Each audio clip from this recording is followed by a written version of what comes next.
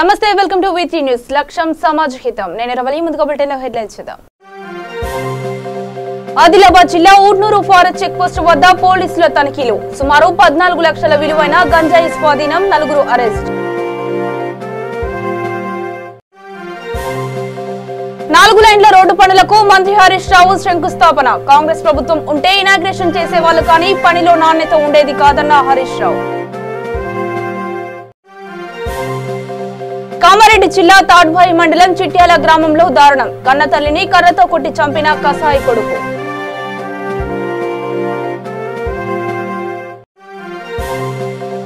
హైదరాబాద్ గచ్చిబౌలిలో ఘనంగా ఛత్ పూజలు కూరగాయలు పండ్లు చెరుకు గడలను ఉంచి చెరువు నీటి సమీపంలో మహిళలు పూజలు ఇక వివరాల్లోకి వెళితే ఆదిలాబాద్ జిల్లా ఊట్నూరు ఫారెస్ట్ చెక్ పోస్ట్ వద్ద ఆంధ్రప్రదేశ్ రాష్ట్రం నుండి మహారాష్ట్ర ఉత్తరప్రదేశ్ ఢిల్లీ ప్రాంతాలకు అక్రమంగా 2 కారుల్లో సుమారు 140 కిలోల గంజాయిని తరలిస్తుండగా ముందస్తు సమాచారం మేరకు మాటు వేసి పోలీసులు పట్టుకున్నారు దీని విలువ 14 లక్షల రూపాయలు ఉంటుందని 4 వ్యక్తులను అదుపులోకి తీసుకోగా ఒకరు పరారీలో ఉన్నట్లు స్థానిక ఊట్నూరు పోలీస్ స్టేషన్ ఆధ్వర్యంలో నిర్వహించిన విలేకరుల సమావేశంలో మాట్లాడుతూ సిఐ నరేష్ తెలిపారు కొత్తగూడ చెక్ పోస్ట్ వద్ద అక్రమంగా గంజాయి తరలిస్తున్నారని నమ్మదగిన సమాచారం మేరకు మా ఉట్నూరు పోలీసు వాళ్ళు చెక్ చేయగా 2 వెహికల్లో గంజాయి తరలిస్తున్నారని చెప్పి 2 వెహికల్ని ఆపడం జరిగింది. దానిలో చెక్ చేయగా దాదాపు 70 ప్యాకెట్ల గంజాయి ఉన్నది. ఒక్కొక్క ప్యాకెట్ సుమారు 2 కేజీల బరువు గల ప్యాకెట్ను తయారు చేసి వాళ్ళు విశాఖపట్నం నుండి ఇటు మహారాష్ట్ర మధ్యప్రదేశ్ అప్ టు ఢిల్లీ వరకు కూడా వీటిని అక్రమంగా సరఫరా చేస్తూ అక్కడ విశాఖపట్నంలో తక్కువ ధరకి కొనుగోలు చేసి మనకు ఇక్కడ వేరే రాష్ట్రాలకు ఎక్కువ ధరకు అమ్మి వచ్చిన సొమ్ముతో విలాసవంతమైన జీవితాన్ని గడుపుతూ ఉన్నారన్న సమాచారం మేరకు ఈరోజు వాళ్ళ 4గురిని పట్టుకోవడం జరిగింది. వాళ్ళ పేర్లు ప్రియతం నివాసం ఆదిలాబాద్, సయ్యద్ నౌషద్ అలీ నివాసం ఆదిలాబాద్, పవర్ రాజేష్ కొత్తగూడ చెక్ పోస్ట్ ఉట్నూర్, 4వ పర్సన్ రాథోడ్ బిక్కు ఇతంది ఉట్నూర్. ఇంకొక వ్యక్తి పరారీలో ఉన్నాడు, అతని పేరు వల్లేపు నరేష్ ఇతంది ఉట్నూరు గ్రామం. వీళ్ళు 5గురు కలిసి 2 వెహికల్లో వెళ్ళి గంజాయిని తీసుకొని వచ్చి మనకు దొరికినారు. దాని విలువ దాదాపు 14 లక్షల వరకు ఉంటుంది మార్కెట్ వాల్యూ.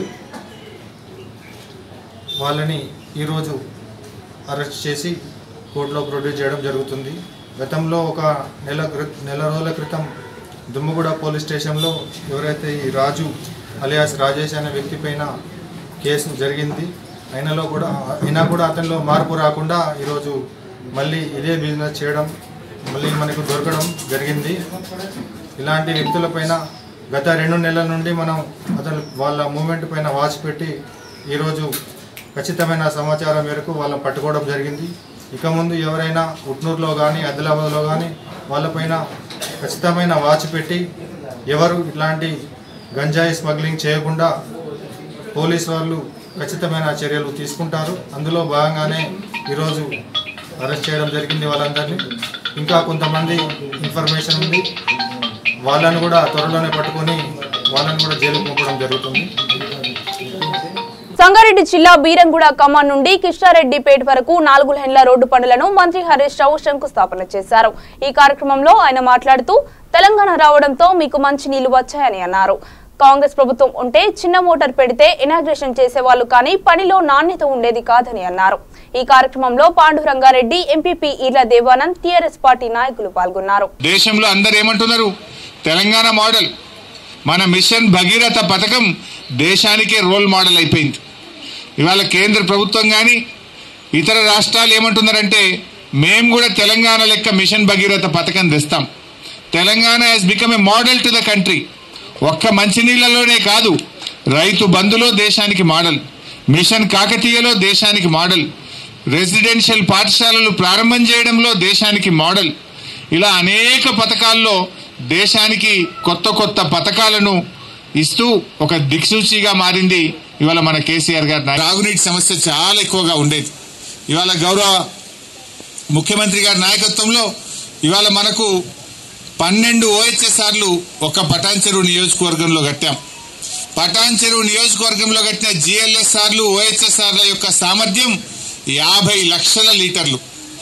ఇంతకుముందు మొత్తం పటాన్చెరువులో కలిపి 5 లక్షల లీటర్లు ఉండేది. 5 లక్షల లీటర్ల సామర్థ్యం ఉన్నటువంటి దాన్ని 50 లక్షల లీటర్లకు ఈరోజు మనం పెంచుకోవడం ద్వారా ఇక రాబోయే ఏళ్లలో ఇంకొక 20 ఏళ్ల దాకా కూడా మంచినీళ్ళ సమస్య లేకుండా పూర్తి స్థాయిలో పెరిగే జనాభాను దృష్టిలో పెట్టుకొని మనం GLSRలు OHSRలు నిర్మాణం చేసుకున్నాం. అదే మండలంగా ఏర్పాటు చేసుకున్నాం. మంచినీటి సమస్య పరిష్కారం చేసుకున్నాం.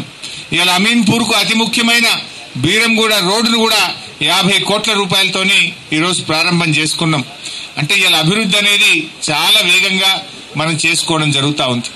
ముఖ్యంగా అమీన్పూర్ ప్రాంతంలో మన పటాన్చెరువు నియోజకవర్గంలో GO 5859 కింద కూడా 5,000 మందికి పట్టాలు కూడా ఇవ్వడం జరిగింది.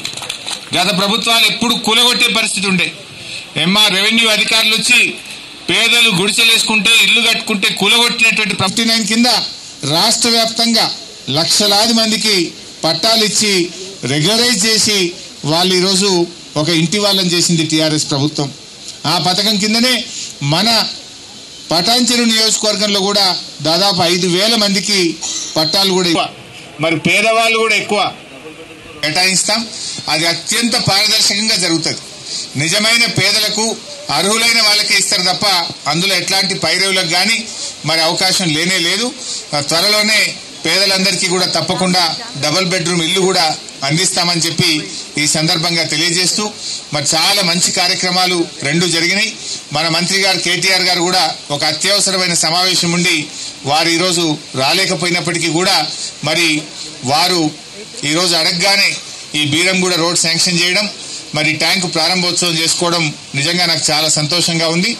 ఎప్పుడు కూడా మైపాల్ రెడ్డి గారు కోరినట్టు తప్పకుండా ఈ నియోజకవర్గాన్ని అన్ని రకాలుగా రాబోయే రోజుల్లో అభివృద్ధి చేసుకుంటామని. కన్నతల్లిని కర్రతో కొట్టి చంపిన ఘటన కామారెడ్డి జిల్లాలో చోటు చేసుకుంది. గతంలో కొడుకుపై మరో 4గురితో కలిసి హత్యకు ప్రయత్నించిన తల్లి జైలు జీవితం గడిపి నిన్ననే విడుదలయ్యి ఇంటికి వచ్చింది. మళ్లీ తనని ఏం చేస్తారో అన్న భయంతో ఎవరూ లేని సమయంలో తల్లిని హతమార్చాడు కొడుకు. కామారెడ్డి జిల్లా తాడ్భాయి మండలం చిట్యాల గ్రామంలో ఆదివారం తెల్లవారుజామున కన్నపురం సాయవ్వ దారుణ హత్యకు గురైంది. కన్న కొడుకే సాయవ్వను ఇంట్లో ఎవరూ లేని సమయంలో కర్రతో కొట్టి చంపాడు. గ్రామస్తులు పోలీసులు తెలిపిన వివరాల ప్రకారం గ్రామానికి చెందిన కన్నపురం సాయవ్వకు అక్రమ సంబంధాలు ఉన్నాయని కొడుకు మల్లేష్ కు తెలిసి గతంలో గొడవలు జరిగాయి. దాన్ని దృష్టిలో ఉంచుకున్న సాయవ్వ మరో 4గురితో కలిసి కొడుకు మల్లేష్ ను హత్య చేయడానికి పొలం వద్ద బీరు సీసాలో పేలుడు పదార్థాలు పెట్టి చంపడానికి ప్రయత్నించింది. ఈ కేసులో సాయవ్వతో పాటు 4 వ్యక్తులు జైలుకు వెళ్లి నిన్ననే గ్రామానికి వచ్చారు. ఇది గమనించిన మల్లేష్ మళ్లీ తనపై హత్య ప్రయత్నం చేస్తారని భావించి పక్కా ప్రణాళికతో ఉదయమే తల్లిని కర్రతో కొట్టి చంపి పారిపోయాడు.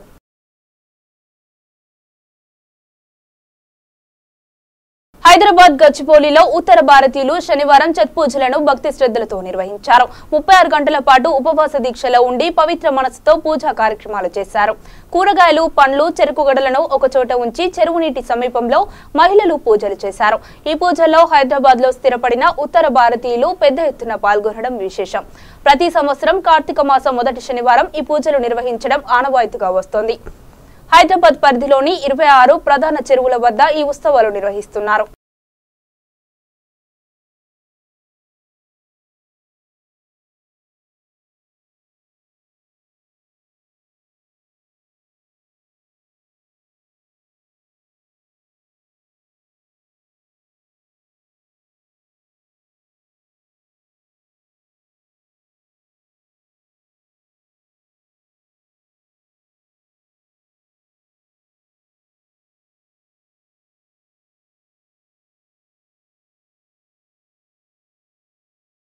వరంగల్ రూరల్ జిల్లా నర్సంపేటలో భారతీయ జనతా పార్టీ ఆధ్వర్యంలో మాజీ ఎమ్మెల్యే రేవూరి ప్రకాష్ రెడ్డి, బానతు హుస్సేన్ నాయక్, ఎడ్ల అశోక్ రెడ్డి నాయకులు, కార్యకర్తలు కలిసి గాంధీ సంకల్ప యాత్ర చేపట్టారు.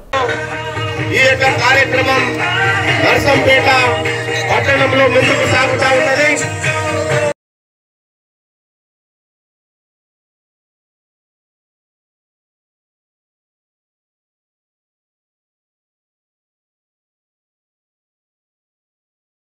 ఒక ఆర్గనైజేషన్ ఉండాలి అని చెప్పి కాంగ్రెస్ను స్థాపించడం జరిగింది. కాంగ్రెస్ యొక్క నాయకత్వంలో, ముఖ్యంగా గాంధీ గారి యొక్క నాయకత్వంలో స్వతంత్రం వచ్చిన తర్వాత గాంధీ మహాత్ముడు చాలా స్పష్టంగా చెప్పడం జరిగింది. ఈ కాంగ్రెస్ పార్టీని అనే దాన్ని, ఈ కాంగ్రెస్ అనే ఆర్గనైజేషన్ను భారతదేశానికి స్వతంత్రం తీసుకురావడానికి ఏర్పాటు చేసింది. రాజకీయాలకు అతీతంగా ఈ దేశ ప్రజలను ఐకమత్యంగా ముందుకు తీసుకుపోవాలనే ఆలోచనతోటి స్థాపించింది ఈ కాంగ్రెస్. అలాంటి కాంగ్రెస్ను స్వతంత్రం వచ్చింది కనుక దీన్ని రద్దు చేయవలసిన అవసరం ఉన్నది అని చెప్పి ఆ రోజు గాంధీ మహాత్ముడు గారు చాలా స్పష్టంగా చెప్పడం జరిగింది. కానీ ఆ రోజున్న నెహ్రూ గారు తమ స్వార్థపూరితమైన ఒక ఆలోచనతోటి ఇతరులు ప్రముఖులందరూ కూడా వద్దు అన్నా కూడా గాంధీ పేరుతోటైతే దేశంలో మనం ముందుకు పోతే మన నాయకత్వం ఉంటుందని ఒక దురాలోచనతోటి, దుష్టాలోచనతోటి కాంగ్రెస్ యొక్క గాంధీ ఫోటో పెట్టుకొని గాంధీ పేరు చెప్పుకుంటూ 70 సంవత్సరాలు ఈ దేశాన్ని ఏరడం జరిగింది. ఒక మాట చెప్పాలి అంటే గాంధీ తమ వారసుడు అని చెప్పుకుంటున్న ఈ కాంగ్రెస్ పార్టీ కానీ ఇతర పార్టీలు కానీ మనం ఒకసారి చూస్తే ఆయన ఏదైతే మూల సిద్ధాంతాలు ఉన్నాయో దానికి విరుద్ధమైన పరిపాలన అందించడమే కాకుండా ఇవాళ 70 సంవత్సరాలు దాటినా కూడా ఈ దేశంలో అవినీతి, అశ్రిత పక్షపాతము, కుటుంబ పరిపాలన, అదేవిధంగా విద్యలో వెనుకబడము, వైద్యపరమైన వెనుకబడము, గ్రామీణులు నిర్లక్ష్యం కావడము జరిగింది. దానికి మూల కారణం కాంగ్రెస్ పార్టీ యొక్క నాయకత్వం యొక్క వైఫల్యం అని చెప్పక తప్పదు అని చెప్పి సందర్భంగా మనం చెప్తున్నాం. అయితే మోడీ గారి యొక్క నాయకత్వంలో భారతీయ జనతా పార్టీ అధికారంలోకి వచ్చిన తర్వాత అసలైన గాంధీ సిద్ధాంతాన్ని ప్రజలకు అందించాలనే ఉద్దేశంతో ప్రజల యొక్క మోటివేట్ చేయాలి, వాళ్ళని కార్మికులను చేయాలి.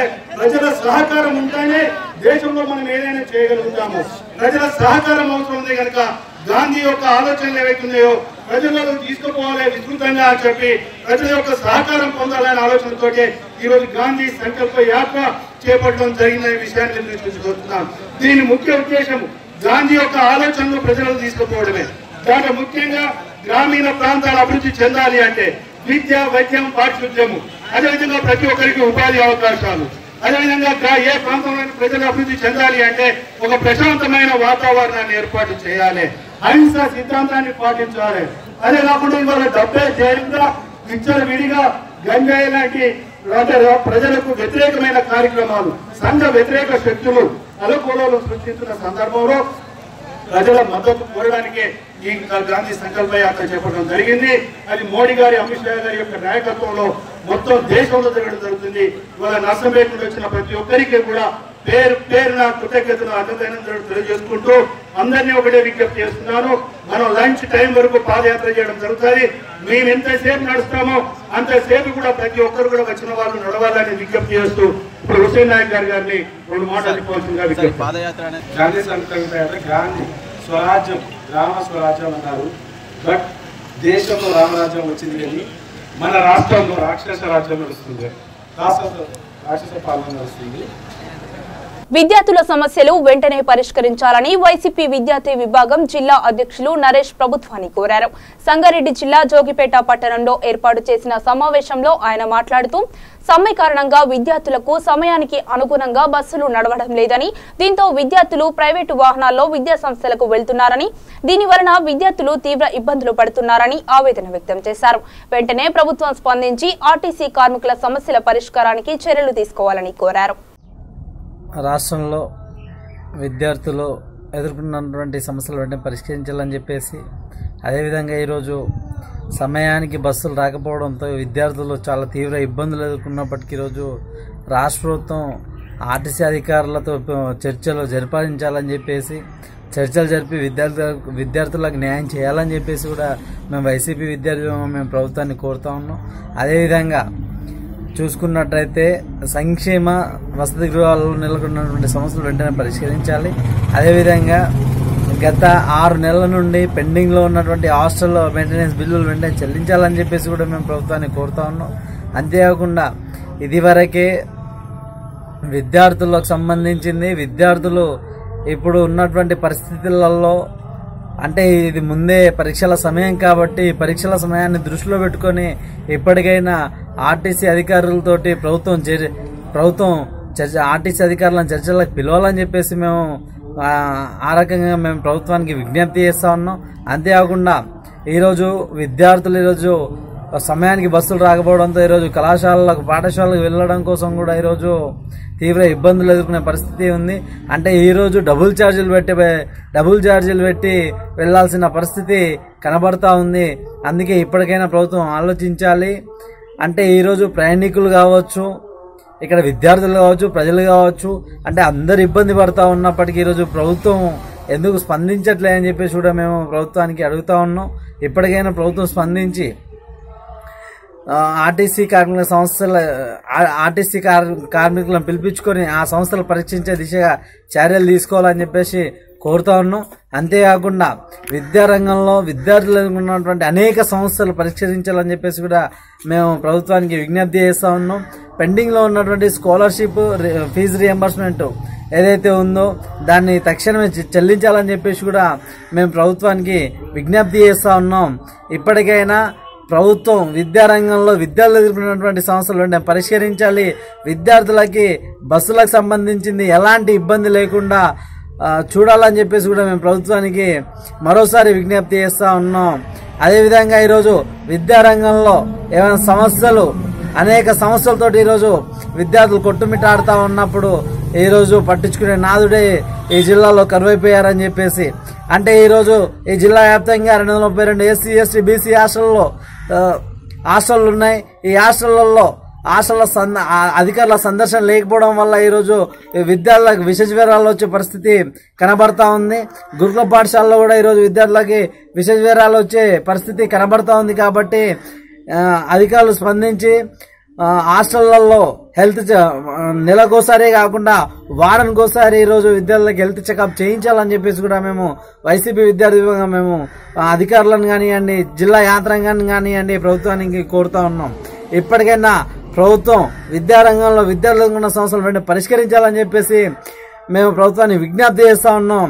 లేని పక్షంలో వైసీపీ విద్యార్థి విభాగం ఆధ్వర్యంలో పెద్ద ఎత్తున ఆందోళన పూనుకుంటామని చెప్పేసి కూడా ఆ రకంగా మేము ప్రభుత్వానికి కూడా హెచ్చరిక జారీ చేస్తా ఉన్నాం.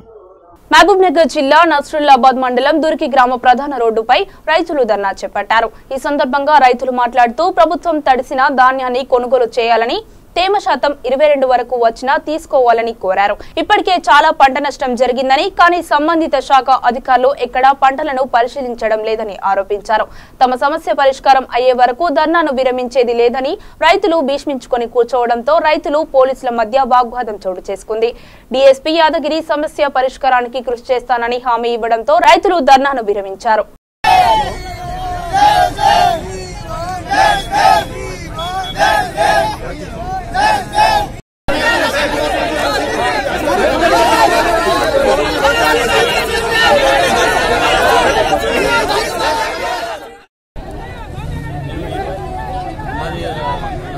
మండల్ 20 మ్యాచరు 18 మ్యాచర్ వచ్చినా కానీ పెట్టుకోవట్లేరు. 17 మ్యాచర్ అంటుండు. దీన్ని కోసి దాదాపు ఇగో 15వ తారీఖు రోజు కోసిన ఇప్పటి వరకు డైలీ 10 మంది కూలీలతోని రోడ్లపైన తెచ్చి ఆరబెడుతున్నాము. అయినా అవి అట్లు వారుతున్నాయి, ఎండుతున్నాయి, మళ్ళా వర్షానికి పడిపోతున్నాయి, కింద మొత్తం మొలకలు వస్తున్నాయి. 17 వచ్చినాక పెట్టంటారు, 17 పాయింట్ వచ్చినా పెట్టంటారు. మాకు 20 వచ్చినా సరే పెట్టుకోవాలా. నిన్న కురిసిన వర్షానికి ఉన్న పొలాలు మొత్తం పడిపోయినాయి, పచ్చ పొలాలే పడిపోయినాయి. అవిడికి ఇటువంటి అధికారుడు ఇప్పటివరకు వచ్చి చూడలేడు, రాసుకోలేడు. ఈ ఫసల్ బీమా అలాంటి ఏమైనా చూసి రైతులకు చెప్పి అప్లై చేసుకొని అవి కట్టియాలా. మళ్ళీ ఈ ఎండిన వడ్లు, పచ్చి వడ్లు కొనకుండా కానీ 20 మ్యాచ్లు వచ్చినా కొంటే మేము కొద్దిగా బాగుపడతాం రైతులము. ఇప్పటికీ వీటితో 21 రోజు డైలీ ఎగుతున్న వడ్లతోని డైలీ కుప్పలు మార్చుతూనే ఉంటున్నాము. అయినా ఎటువంటి అధికారం రావట్లేడు. 17 మ్యాచర్ అంటారు. ఆ రైస్ మిల్లులు వచ్చి 17 మ్యాచర్ కాకుండా 18 మ్యాచర్ 20 మ్యాచర్ వచ్చినా తీసుకుంటే మాకు కొద్దిగా బాగుంటుంది.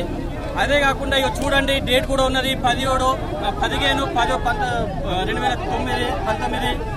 ఈ డేట్ నుంచి ఇప్పటి వరకు రైతులు మొత్తం కష్టం పడుతున్నాము. నేను ఒక్కనే కాదు, రైతులు మొత్తం అంతే. నేను 10 ఎకరాలు కోసిన డైలీ 10 మంది కూలీలను పెట్టి ఒక ట్రాక్టర్ పెట్టి ఇక్కడ నుంచి అక్కడ వర్షానికి డైలీ ఎత్తిపోస్తున్నా. అయినా వాటిలో ఆడతలేవు. ఈ రోజు మ్యాచర్ చూపిస్తే 18, 19 వస్తుంది. 20 వచ్చిన మ్యాచరు. ఇంకా నాకన్నా వేరే రైతులు అయితే మొలకలు వెళ్ళిపోయినాయి. నవి కూడా మొత్తం ఇట్లా మొలక వచ్చింది, కింద అడుగులు మొత్తం మొలకలు వచ్చినాయి. అందరి ఆదుకొని 20 వచ్చినా గానీ వడ్లు కొనుగోలు చేయాలి. అదే గవర్నమెంట్ కి చెప్తున్నా, సార్ ప్లీజ్ హెల్ప్ చేయండి, రైతులకు ఆదుకోండి. ఇలాంటి కష్టాలు ఎప్పుడు వల్లేవు. ఇప్పుడన్నా చూడండి ఈ లైఫ్ ఇన్సూరెన్స్ కట్టిన మొన్న ఎల్ఐసి నుంచి అది కూడా ఎవరికి చెప్పలేరు. ఇప్పుడైనా చేయండి.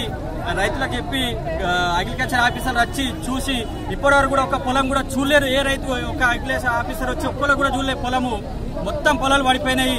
నిన్న అది ఇంకా 25 ఎకరాలు ఉంది, పచ్చది పడిపోయింది మొత్తము. ఏంటి పరిస్థితి అంటే కూడా ఒక అధికారం కూడా వస్తలేడు, చూస్తలేడు. విశాఖ జిల్లా అనకాపల్లి మండలం మామిడిపాలెం జంక్షన్ లో బైక్ పై వెళ్తున్న వ్యక్తిని లారీ ఢీ కొట్టడంతో బారా శ్రీను అనే వ్యక్తి అక్కడికక్కడే మృతి చెందాడు. మృతుడికి 3 ఆడపిల్లలు. దీంతో కుటుంబానికి పెద్ద దిక్కుగా ఉండే శ్రీను మరణ వార్త కుటుంబాన్ని కలిచివేసింది. పోలీసులు కేసు నమోదు చేసి దర్యాప్తు చేస్తున్నారు.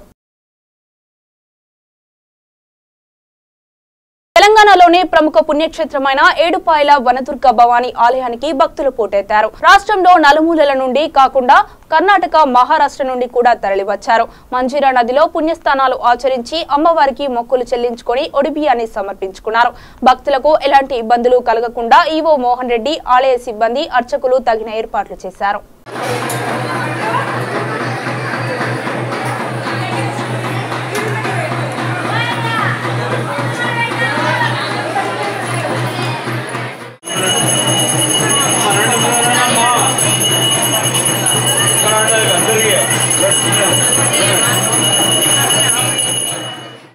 సిద్దిపేట జిల్లా హుస్నాబాద్ లో అంబేద్కర్ చౌరస్తా వద్ద బీజేపీ నాయకులు సీఎం కేసీఆర్ దిష్టిబొమ్మ దహనం చేశారు. ఈ సందర్భంగా బీజేపీ నాయకులు మాట్లాడుతూ సీఎం కేసీఆర్ బీజేపీ ఎంపీలపై చేసిన అనుచిత వ్యాఖ్యలకు వెంటనే బేషరతుగా క్షమాపణ చెప్పాలని, ఉద్యమం పేరు చెప్పి తెలంగాణ ప్రజలను మోసం చేసింది ఎవరో ప్రజలకు తెలుసని, తెలంగాణ ఉద్యమంలో ఎన్నో ప్రాణాలు పోయి తెలంగాణ రాష్ట్రం ఏర్పడితే ఈరోజు కేసీఆర్ గద్దెనెక్కి ఆర్టీసీ కార్మికులను అరిగోస పెడుతున్నారన్నారు. మొండి వైఖరి వల్ల ఆర్టీసీ కార్మికులు ఆత్మహత్యలకు పాల్పడి వారి కుటుంబాలు రోడ్డున పడుతున్నాయని ఆగ్రహం వ్యక్తం చేశారు. ఈ కార్యక్రమంలో బీజేపీ టౌన్ అధ్యక్షులు గుత్తికొండ విద్యాసాగర్, పందిళ్ల ఎంపీటీసీ బాణాల జయ పాల్గొన్నారు.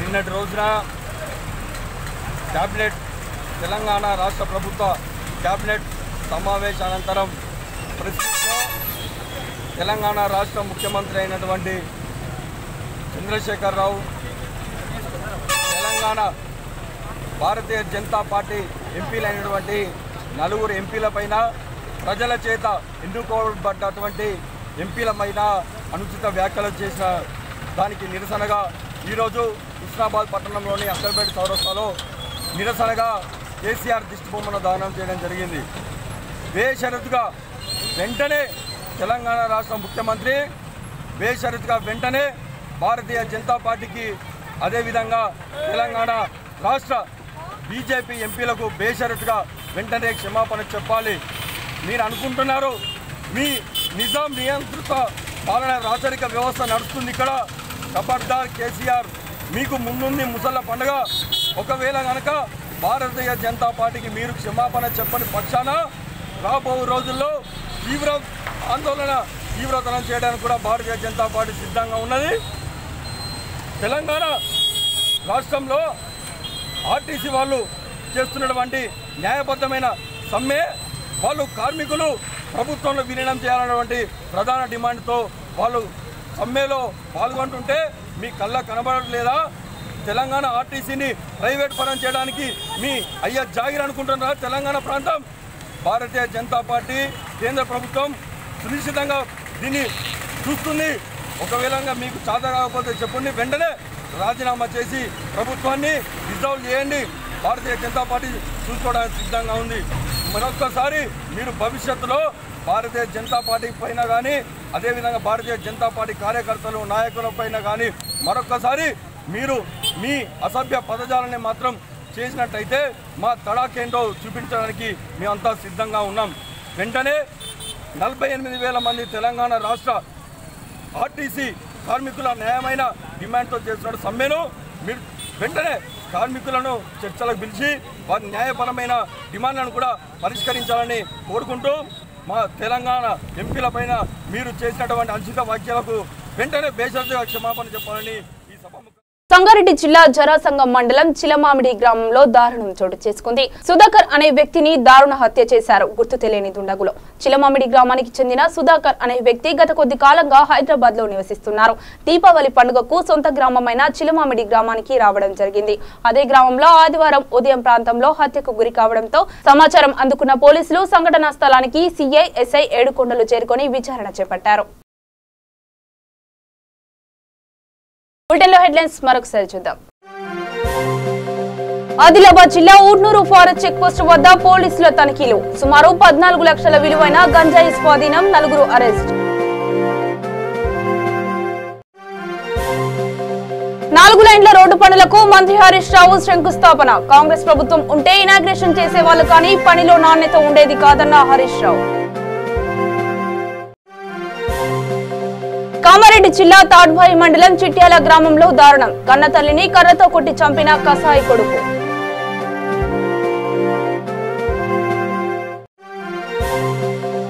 హైదరాబాద్ గచ్చిబౌలిలో ఘనంగా ఛత్ పూజలు. కూరగాయలు, పండ్లు, చెరుకు గడలను ఉంచి చెరువు నీటి సమీపంలో మహిళలు పూజలు. ఇవి బులెటిన్ అప్డేట్స్. మరిన్ని అప్డేట్స్ కోసం చూస్తూనే ఉండండి వీకే న్యూస్.